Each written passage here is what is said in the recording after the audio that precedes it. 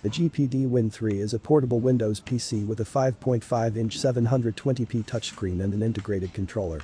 It succeeds the WIN Max by introducing a new sliding screen design and an upgraded 11th Gen Tiger Lake CPU to replace last year's 10th Gen Ice Lake series. Core specifications read like a high-end ultrabook, including the Core i5 to 1135 G7 or Core i7 to 1165 G7 processor, 16 GB of LPDDR4X RAM, 1 TB NVMe 1.4 M2 SSD, Wi-Fi 6, and even Thunderbolt 4 support.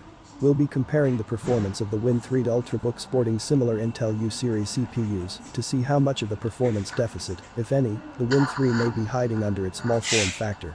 It's worth mentioning that Dell teased a similar project last year at CES 2020 that has yet to become available. Read more about the GPD WIN3 on its official Indiegogo page here. Our review unit is a pre-production sample that should hopefully represent what buyers will eventually get, less any major bugs. The GPD WIN3 is the latest handheld released by GPD Digital. Following its predecessors, the GPD WIN, GPD WIN2, and the GPD WIN Max. The GPD WIN3 is the culmination of years of feedback and experience in making handheld gaming PCs. For the first time, GPD are stepping away from the clamshell PC design and have gone with a tablet appearance similar to the Nintendo Switch. In fact, one could say that this is a Nintendo Switch-styled gaming PC. With a crisp 720p screen, high-quality buttons, and a Thunderbolt 4 port enabling numerous additional features, such as the ability to use a docking station, the WIN3 is a powerhouse handheld PC that makes an excellent gift for any tech geek or avid PC gamer. The GPD WIN3 features an 8-chips 5.5 1280x724-point touchscreen display. It also has Corning Gorilla Glass 5 for excellent protection from scuffs. There are 2 clickable analog sticks made by Alps, which are comfortable and offer pixel-precise movement. In addition, there is a D-pad which is excellent for retro gaming. Below the D-pad, you can find select and start buttons and the charge and power LED. On the right, 4 gaming buttons handily have both Xbox and PlayStation symbols, which, like me, helps if you often forget the layout of the two. Towards the bottom is a fingerprint sensor for easy logging into Windows.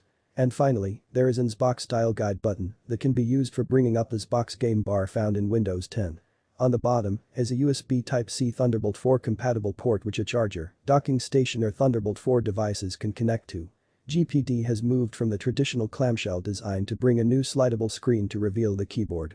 It is touch sensitive and has a backlight so that you will see the keys in the dark. The touch screen still works when the screen is up and can be easily pushed back down when the keyboard is not required. The GPD WIN series is now in its 3rd iteration, and looking back over the previous 2, you can see the significant improvements in design, features and specifications. The GPD WIN1 launched in 2016 and featured an Intel Atom X7 Z8700 and a Z8750 with Intel HD 405 graphics. It had 4 GB of RAM and 64 GB of storage.